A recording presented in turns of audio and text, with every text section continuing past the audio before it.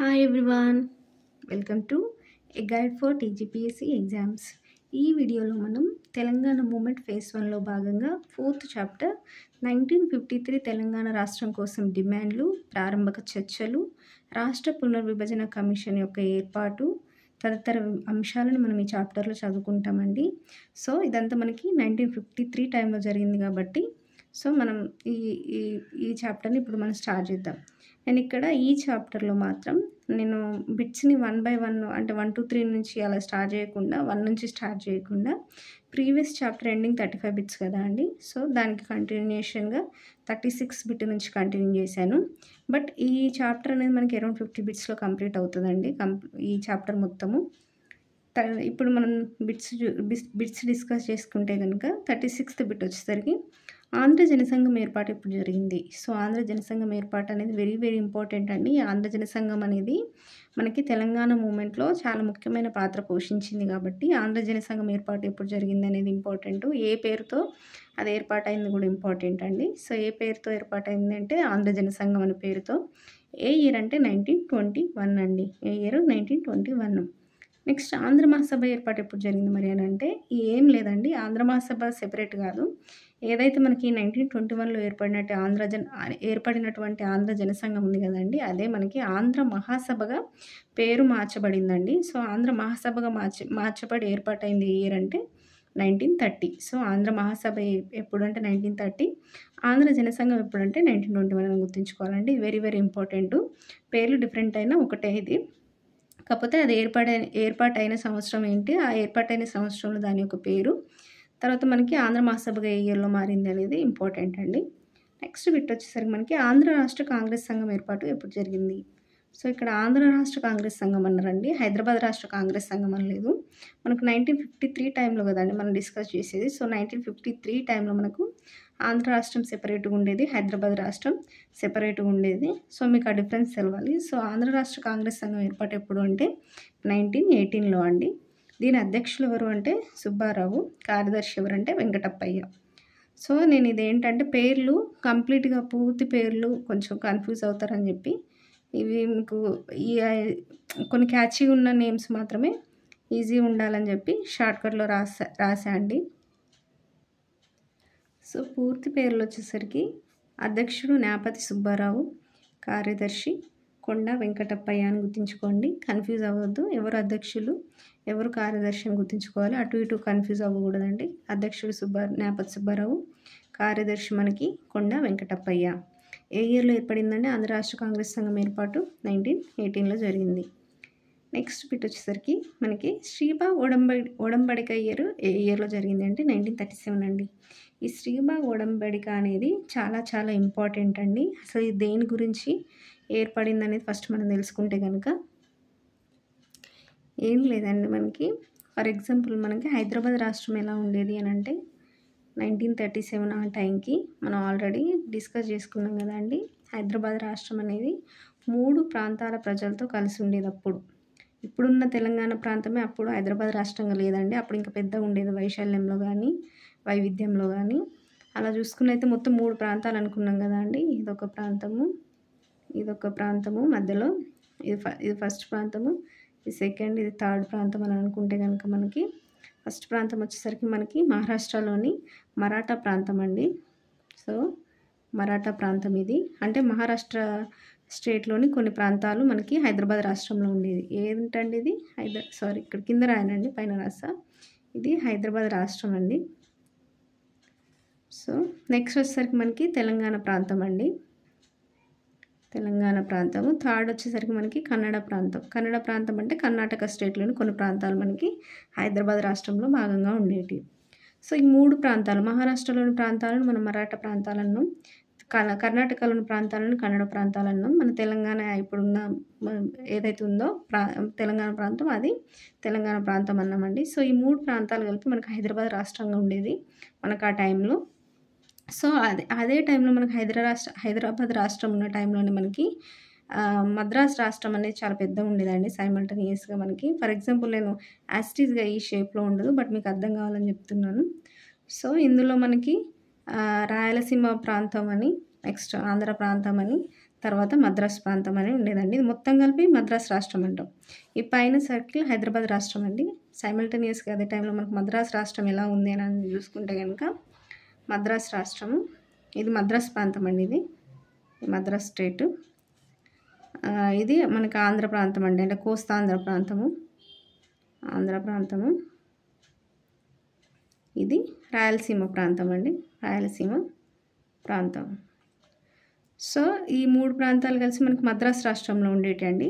So మీకు ఇక్కడ అర్థం కావాల్సిన విషయం ఏంటంటే హైదరాబాద్ రాష్ట్రంలో తెలంగాణ భాగమై ఉన్నది. ఆంధ్ర ప్రాంతంతో మనకు సంబంధం లేదు. అప్పుడు ఆంధ్ర, రాయలసీమ అనేటివి మద్రాస్ రాష్ట్రంలో భాగంగా ఉన్నాయనేది వెరీ వెరీ ఇంపార్టెంట్ అండి. మీకు ఈ ఒక్క విషయం అర్థమైందనుకో తెలంగాణ మూమెంట్ మొత్తం మీకు అర్థమవుతుందండి.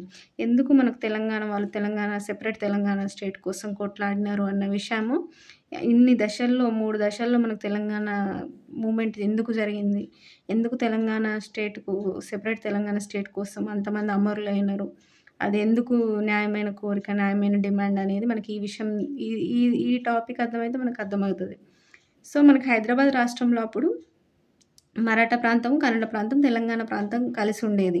సో మనకు ఆంధ్ర ప్రాంతంతో కానీ రాయలసీమ ప్రాంతంతో ఏం సంబంధం లేదు. ఎందుకంటే ఈ 2 ప్రాంతాలు మనకి ఏ రాష్ట్రంలో భాగమై ఉన్నాయండి, మద్రాస్ రాష్ట్రంలో భాగమై ఉన్నాయి. సో మద్రాస్ రాష్ట్రం అనేది ఆ టైంలో ఎవరి పాలనలో ఉందంటే బ్రిటిష్ వాళ్ళ పాలనలో ఉందండి. మనకు హైదరాబాద్ రాష్ట్రం మనకు స్వతంత్రం రాకముందుకు ఎవరి పాలనలో ఉంది అని అంటే మనకి నిజాంల పాలనలో ఉందండి. సో ఇది హైదరాబాద్ రాష్ట్రం నిజాం పాలనలో ఉంది, మద్రాస్ రాష్ట్రం అనేది బ్రిటిష్ వాళ్ళ పాలన ఉంది. సో మద్రాస్ రాష్ట్రంలో రాయలసీమ, ఆంధ్ర ప్రాంతము, మద్రాస్ స్టేట్ ఉంటే మనకి హైదరాబాద్ రాష్ట్రంలో మరాఠా, కన్నడతో పాటు తెలంగాణ ప్రాంతం ఉంది. మెజారిటీ మోర్ దెన్ హాఫ్ మనకి తెలంగాణ ప్రాంతం ఉందండి. సో తెలంగాణ ప్రాంత వాసుల యొక్క డామినెన్స్ ఎక్కువ మనకి హైదరాబాద్ రాష్ట్రంలో కాబట్టి తెలంగాణ రాష్ట్రం కోసం డిమాండ్ చేసినారు. సో ఇదండి మనకి స్వతంత్రం రాకముందుకు మనకు ఉన్నటువంటి హైదరాబాద్ రాష్ట్రం, మద్రాస్ రాష్ట్రము. అయితే మనకి 1937 ఆ టైంకి వచ్చేసరికి ఏమైందంటే శ్రీబాగ్ ఒడంబడిక జరిగింది. ఇందాక మనం ఆ బిట్లో దాని గురించి ఇప్పుడు ఇదంతా డిస్కస్ చేస్తున్నామండి. శ్రీబాగ్ ఒడంబడిక అంటే ఏం లేదండి, ఈ రాయలసీమ ప్రాంతంలో కొంచెం రాయలసీమ ప్రాంత వాసులకు భయం ఉండేది ఏంటంటే ఈ ఆంధ్ర ప్రాంతం వాళ్ళు కొంచెం అడ్వాన్స్గా ఉంటారు, ఎడ్యుకేటెడ్గా ఉంటారు, వీళ్ళకంటే చదువులో కానీ ఇంకా ఏమంటారు అవకాశాలను అందిపుచ్చుకోవడంలో కూడా వీళ్ళు ముందుంటారండి. కొంచెం వీళ్ళకు రాయలసీమ ప్రాంత వాసులు అనేది వెనుకబడిన వాళ్ళు చదువులో కానీ, ఎకనామికల్గా కానీ, సోషల్లీ కానీ. సో వీళ్ళు ఏంటంటే ఈ ఆంధ్ర ప్రాంతం వాళ్ళు అన్నిట్లో ముందున్నారు కాబట్టి వీళ్ళతో కలిసి ఉండడం కంటే మద్రాస్ ప్రాంతంతో కలిసి ఉంటే వీళ్ళకి ఎక్కువ బెనిఫిట్స్ జరుగుతాయి అనేది వీళ్ళ నమ్మకం అండి, రాయలసీమ ప్రాంతం వాళ్ళకి. అంటే రాయలసీమ ప్రాంతం మద్రాస్ రాష్ట్రంలోని భాగమే, బట్ ఆంధ్ర ప్రాంతం వాళ్ళు ఏంటంటే ఈ మద్రాస్ ప్రాంత వాసుల యొక్క వివక్షను తట్టుకోలేక వీళ్ళు ఆంధ్ర ప్రాంతం వాళ్ళు. మన ఇక్కడ హైదరాబాద్ స్టేట్లో ఉన్న వాళ్ళందరూ బాగానే ఉన్నారండి, ఇక్కడ ఏం గొడవలు లేవు ఆ టైంలో. ఈ ఆంధ్ర ప్రాంతం వాళ్ళకు మాత్రమే వివక్షత ఎదుర్కొన్నారండి వీళ్ళు. అంటే ఆంధ్ర ప్రాంతంలోని తెలుగు వాళ్ళు మనకి ఈ మద్రాస్ ప్రాంత వాసులందరూ తమిళ్ కదా అండి మాట్లాడేది. సో వీళ్ళు ఎక్కువ వివక్షత చూపించినారు ఆంధ్ర ప్రాంత ప్రజల పట్ల, ప్లస్ రాయలసీమ ప్రజల పట్ల. వీళ్ళు వివక్షత చూపిస్తే ఈ ఆంధ్ర ప్రాంతంలోని విఘ్నులు ఎవరైతే ఉన్నారో, ఎడ్యుకేటెడ్ ఫెలోస్ ఎవరున్నారో వాళ్ళు తట్టుకోలేకపోయినారండి. తట్టుకోకుండా ఎప్పటికున్నా వీళ్ళు తమిళ్స్, మనం తెలుగు వాళ్ళము, వీళ్ళతో ఎప్పుడు కలుసున్నా వీళ్ళతోటి ప్రమాదమే. అంటే వీళ్ళు ఎప్పుడు చిన్న చూపే చూస్తారో, ఎప్పుడు వెనకబడిపోయే ఉంటాం మేము వీళ్ళతో కలిసి ఉంటే అని చెప్పి వీళ్ళు రియలైజ్ అయ్యి వీళ్ళు ఏం చేసిరంటే రాయలసీమ ప్రాంత నాయకులతోటి, ఆ ప్రాంత వాసులతోటి చర్చించి మనం ఇద్దరం కలిసి ఉందాము, మద్రాసు రాష్ట్రంతో విడిపోయి మనం కలిసి ఉందామని చెప్పి రాయలసీమ ప్రాంత వాసులతోటి వీళ్ళు చర్చిస్తే అప్పుడు రాయలసీమ ప్రాంత వాసులు కానీ, రాయలసీమ ప్రాంతంలో ఉన్న నాయకులు కానీ కొంచెం డౌట్ పడ్డారండి. ఎందుకు అని అంటే ఇప్పుడు ఆంధ్ర ప్రాంతం అనేది చాలా చిన్న ప్రాంతం, వెనుకబడిన ప్రాంతం కంపేర్ టు మద్రాస్ ప్రాంతంతో పోల్చుకుంటే. సో వీళ్ళతో కలిసి ఉంటేనే వీళ్ళకి ఎక్కువ బెనిఫిట్స్ జరుగుతాయి, మద్రాస్ రాష్ట్రంతో కలిసి ఉంటేనే. మరి అందులో మళ్ళీ ఆంధ్ర ప్రాంతం వాళ్ళు కొంచెం ఎడ్యుకేషనల్లీ, ఎకనామికల్లీ, సోషల్లీ వీళ్ళకంటే అడ్వాన్స్ వాళ్ళు. సో వీళ్ళు మోసం చేస్తారేమో, మా అమాయకత్వాన్ని వీళ్ళు మోసం చేస్తారు ఆంధ్ర ప్రాంతం వాళ్ళు అని చెప్పి రాయలసీమ వాళ్ళు కొంచెం డౌట్ పడితే అప్పుడు రాయలసీమ వాళ్ళకు ఒక హామీ ఇస్తూ, మన ఇద్దరం, మీరు తెలుగు మేము తెలుగు, మద్రాస్ వాళ్ళు తమిళ్స్ కదా, సో వాళ్ళు మీరు వాళ్ళతో కలిసి ఉన్న ఎప్పటికీ మీరు చిన్న చూపు వాళ్ళ దగ్గర మీరు చిన్నగానే చూడబడతారు. అంటే వాళ్ళు మిమ్మల్ని చిన్న చూపే చూస్తారు. మీరు తెలుగు మేము తెలుగు కాబట్టి మనం తెలుగు అందరం కలిసి మనం ఆంధ్ర రాష్ట్రంగా ఏర్పడదాము ఆంధ్ర రాష్ట్రంగా ఏర్పడదామని చెప్పి శ్రీబాగ్ ఒడంబడిక చేసిరండి. సో శ్రీబాగ్ ఒడంబడిక అంటే ఏం లేదు, ఆ శ్రీబాగ్ ఒడంబడికలో ఈ రాయలసీమ ప్రాంతం నాయకుల యొక్క ఏవైతే అపోహలు అపనమ్మకాలు ఉన్నాయో, అంటే వీళ్ళు మోసం చేస్తారనో, లేకపోతే ఇంకా వీళ్ళతో కలిసి ఉంటే ఇంకా వెనకబడిపోతామన్న నా అపనమ్మకాలు మూఢనమ్మకాలు ఏవైతే ఉన్నాయో వాటిని తీరుస్తూ, అంటే అవి జరగవు, మీకు ఇవి గ్యారంటీ ఇస్తాం మేము. ఒకవేళ మనం ఆంధ్ర రాష్ట్రంగా ఏర్పడితే, ఈ 2 ప్రాంతాలు కలిసి మనం సెపరేట్గా తెలుగు ఆంధ్ర రాష్ట్రంగా ఏర్పడితే కనుక రాజధాని లేదా హైకోర్టు ఏదైనా ఒకటి, మీరు ఏది కోరితే అది మీ ప్రాంతంలో ఒకటి, మీరు కోరుకున్న రాజధాని హైకోర్టు రెండిట్లలో ఏది కోరితే అది మీ ప్రాంతంలో ఉంటుంది, ఆ మిగిలింది మా ప్రాంతంలో ఉంటుంది అని చెప్పి ఇట్లా కొన్ని కండిషన్స్తో వీళ్ళు శ్రీబాగ్ ఒడంబడిక అనేది 1937లో చేసుకున్నారండి. ఎవరెవరు? రాయలసీమ ప్రాంతం, ఆంధ్ర ప్రాంతం వాళ్ళు, ఇద్దరు తెలుగు వాళ్ళే. సో ఏంటండి ఇది? శ్రీబాగ్ ఒడంబడిక. శ్రీబాగ్ ఒడంబడిక ఏ ఇయర్లో అంటే 1937లో అండి. సో 1937లో వీళ్ళిద్దరూ ఒక అంటే కొన్ని షరతులతో కూడిన ఒక ఒడంబడిక చేసుకున్నారు. దాన్నే శ్రీబాగ్ ఒడంబడిక అంటారు. ఏ ఇయర్ అంటే 1937 అండి.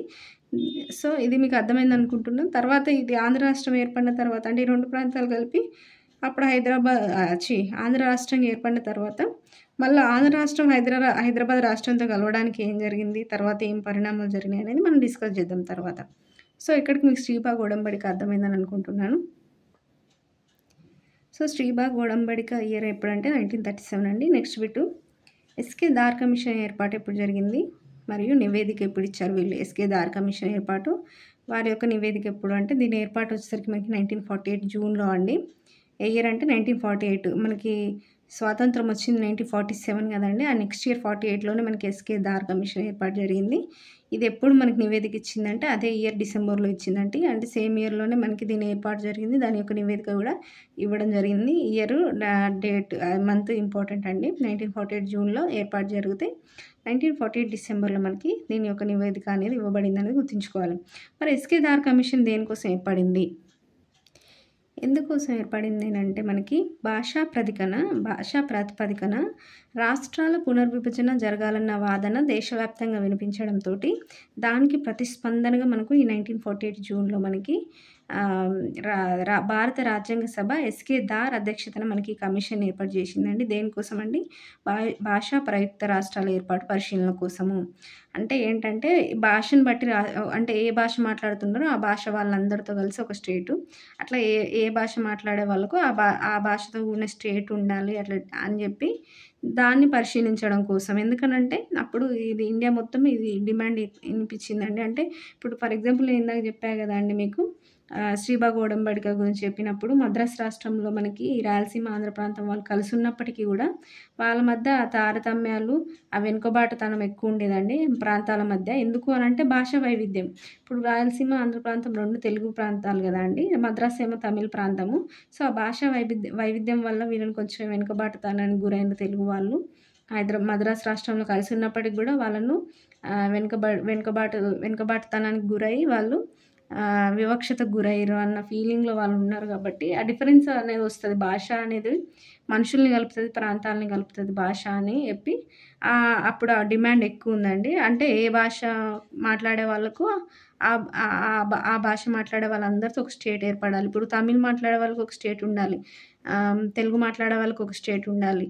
తమిళ్ తెలుగు ఇప్పుడు మనకి మద్రాస్ రాష్ట్రంలో కలిసి ఉన్నాయి కాబట్టి అది పొసగట్లేదు వీళ్ళకి.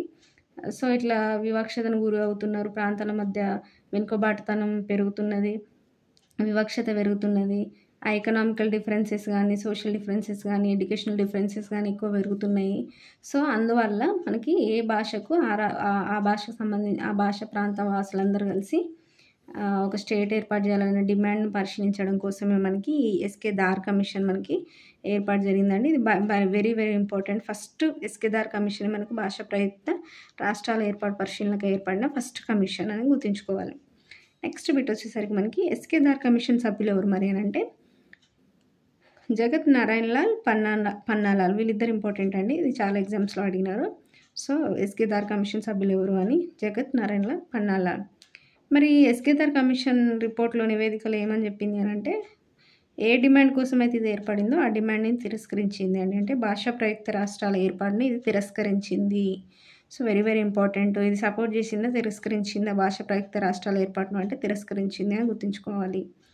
నెక్స్ట్ బిట్ వచ్చేసరికి మనకి జేవీపీ కమిటీ ఏర్పాటు అండి. మనకి జేవీపీ కమిటీ ఏర్పాటు అనేది ఎప్పుడు జరిగిందంటే 1948 డిసెంబర్. మనకి ఇది 1948 డిసెంబర్లోనే ఎస్కేదార్ కమిషన్ నివేదిక ఇచ్చింది కదా అండి. అది నివేదిక ఇచ్చిన వెంటనే అది తిరస్కరించిందని చెప్పి మళ్ళీ ఇంకొక కమిటీని కూడా వేసిర్రు అదే సంవత్సరం అదే మంత్లో. దాన్ని జేవీపీ కమిటీ అంటారండి. జేవీపీ కమిటీ అంటే ఏం లేదండి, జే అంటే జే ఫర్ జవహర్లాల్ నెహ్రూ, వి అంటే వల్లభాయ్ పటేల్ అండి, పి అంటే పట్టాభి సీతారామయ్య. సో ఈ ముగ్గురు వ్యక్తులతో కూడిన కమిటీ కాబట్టి దానికి వాళ్ళ పేర్లలోని ఫస్ట్ లెటర్స్తో జేవీపీ కమిటీ అని చెప్పి పేరు పెట్టినారు. సో జేవీపీ అంటే ఏంటంటే జవహర్లాల్ నెహ్రూ, వల్లభాయ్ పటేల్, పట్టాభి సీతారామయ్య.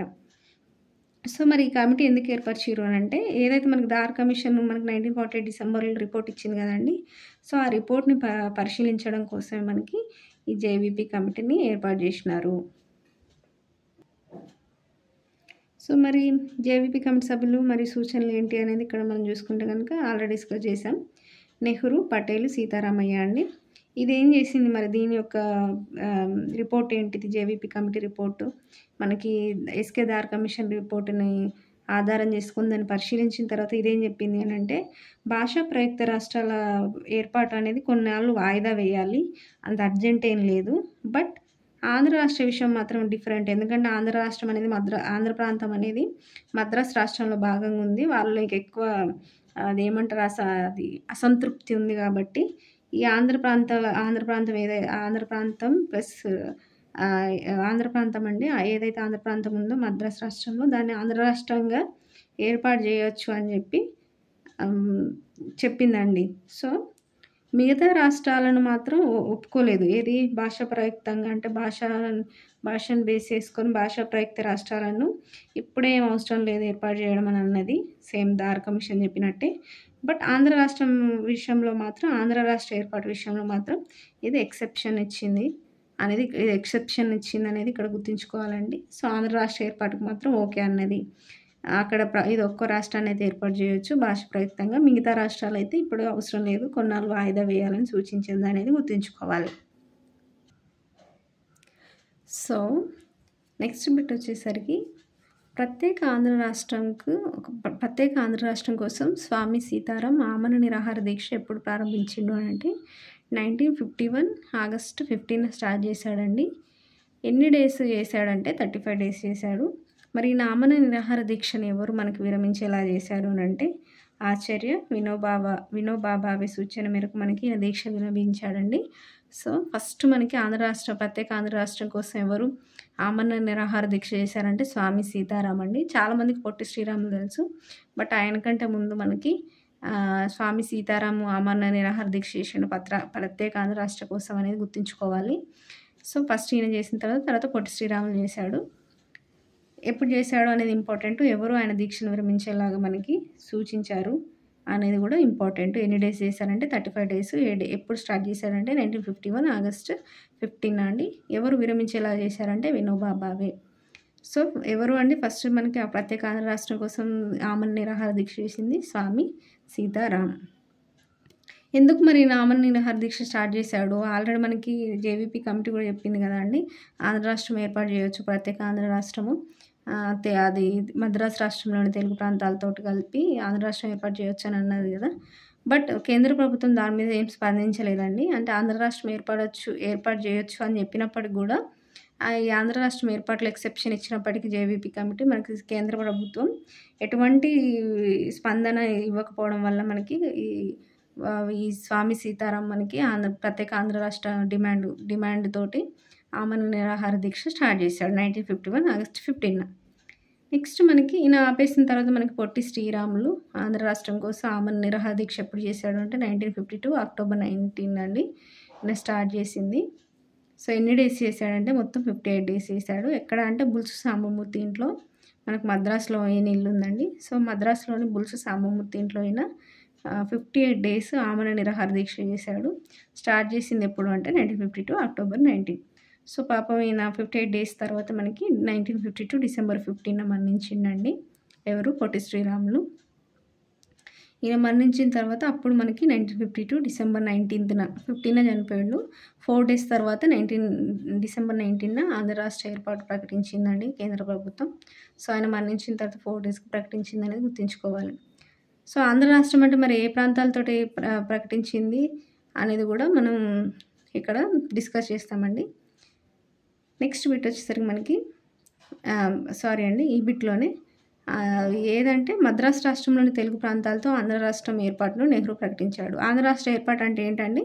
మనకి ఇందాక మనం శ్రీబా గోడంబడిక చదివేటప్పుడు మద్రాసు రాష్ట్రంలోని తెలుగు ప్రాంతాలు ఏవేవని చెప్పానండి. రాయలసీమ ప్రాంతం ప్లస్ కోస్తాంధ్ర ప్రాంతం అని చెప్పా కదా. 2 ప్రాంతాలు, అవి 2 తెలుగు ప్రాంతాలు కదండి. సో, ఆ తెలుగు ప్రాంతాలతో ఆంధ్ర రాష్ట్రం ఏర్పాటుకు నెహ్రూ ప్రకటించాడు. దాన్నే ఆంధ్ర రాష్ట్రంగా ఏర్పాటు చేశాడు. సో, ఇక్కడ మీరు మళ్ళీ గుర్తు చేస్తున్న విషయం ఏంటి అంటే, ఆంధ్ర రాష్ట్రం అంటే మనకి మద్రాసు రాష్ట్రంలోనే ఇందాక చెప్పిన 2 ప్రాంతాలు, రాయలసీమ ప్రాంతం, కోస్తాంధ్ర ప్రాంతం అండి. అప్పుడు మనకు ఆంధ్ర రాష్ట్రంగా ఏర్పడినాయి. తెలంగాణ అనేది మనకు ఆంధ్ర రాష్ట్రంలో భాగం కాదు, మద్రాసు రాష్ట్రంలో భాగం కాదు. సెపరేట్, అది ఫస్ట్ నుంచే సెపరేట్. అది ఏంటి, రాజుల కాలం నుంచి అది సెపరేట్గా ఉంది. హైదరాబాద్ రాష్ట్రంలో భాగంగా ఉంది మనకి.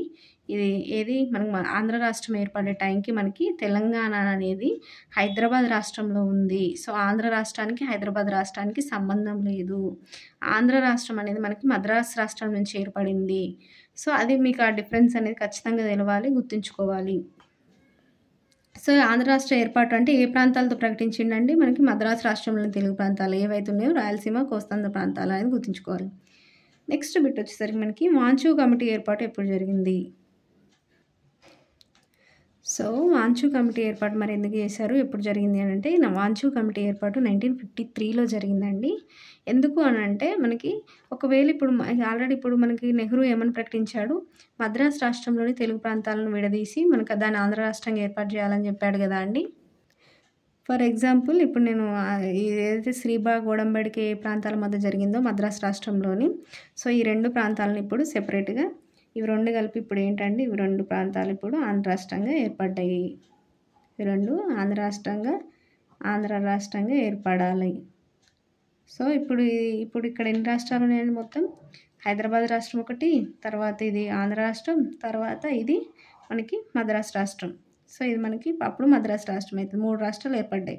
సో, మద్రాసు రాష్ట్రంలోని ఏదైతే అప్పుడు మొత్తం మద్రాసు రాష్ట్రంగా ఉండేది కదండి. మద్రాసు రాష్ట్రంలోని తెలుగు ప్రాంతాలు ఏ 2 ఉన్నాయో ఆ 2 కలిపి మనకి ఆంధ్ర రాష్ట్రంగా ఏర్పాటు చేయాలని చెప్పి మనకి నెహ్రూ ప్రకటించిన తర్వాత, ఇప్పుడు ఈ మద్రాసు రాష్ట్రం నుంచి 2 ప్రాంతాలు విడిపోతే ఆంధ్ర రాష్ట్రం ఏర్పడితే వచ్చే సమస్యలను, ఎటువంటి సమస్యలు వస్తాయి, ఆ సమస్యలను పరిశీలించడం కోసం మనకి, ఆ సమస్యల పరిష్కారం కోసం మనకి 1953లో జస్టిస్ కైలాసనాథ్ వాంచు కమిటీని ఏర్పాటు చేశారండి. దాన్ని మనం వాంచు కమిటీ అంటాం షార్ట్కట్లో. సో, దీని నుంచి ఏర్పడిన తర్వాత ఈ విడిపోయిన తర్వాత మద్రాసు రాష్ట్రం నుంచి ఈ ఆంధ్ర రాష్ట్రం విడిపోయిన తర్వాత మనకి ఎటువంటి సమస్యలు వస్తే, ఒకవేళ ఏ సమస్యలు వస్తే ఆ సమస్యను ఎలా పరిష్కరించాలనే దాన్ని పరిశీలించడానికి, అధ్యయనం చేయడానికే మనకి వాంచు కమిటీ ఏర్పాటు చేయబడింది. ఏ ఇయర్ అంటే 1953. సో, 1953 అండి. ఇది ఎందుకు అంటే ఆంధ్ర రాష్ట్ర ఏర్పాటు వల్ల వచ్చే సమస్యలపై అధ్యయనం కోసం. నెక్స్ట్ బిట్ వచ్చేసరికి వాంచు కమిటీ మద్రాసును ఉమ్మడి రాజధానిగా ఎన్ని ఇయర్స్ ప్రపోజ్ చేసింది అని అంటే, సో, ఇది ఏర్పాటు చేసినాక వాంచు కమిటీ ఏమని చెప్పింది అంటే, మనకి ఇప్పుడు మద్రాసు ఉమ్మడి రాజధాని ఉండాలని చెప్పిందండి. అప్పుడు మద్రాసు దేనికి రాజధాని అంటే, మద్రాసు రాష్ట్రంలో ఏదైతే మనకు మద్రాసు సిటీ ఉందో ఆ మద్రాసు సిటీ అనేది ఒకవేళ ఆంధ్ర రాష్ట్రం మనకు మద్రాసు రాష్ట్రం నుంచి విడిపోయినప్పుడు ఈ మద్రాసు అనేది ఉమ్మడి రాజధాని ఉండాలి. ఆంధ్ర రాష్ట్రానికి ప్లస్ మద్రాసు రాష్ట్రానికి ఈ మద్రాసు ఉమ్మడి రాజధానిగా 4 ఇయర్స్ ఉండాలని చెప్పి ఇది రికమెండ్ చేసిందండి వాంచు కమిటీ. మరి ఉన్నదా అంటే లేదు అండి.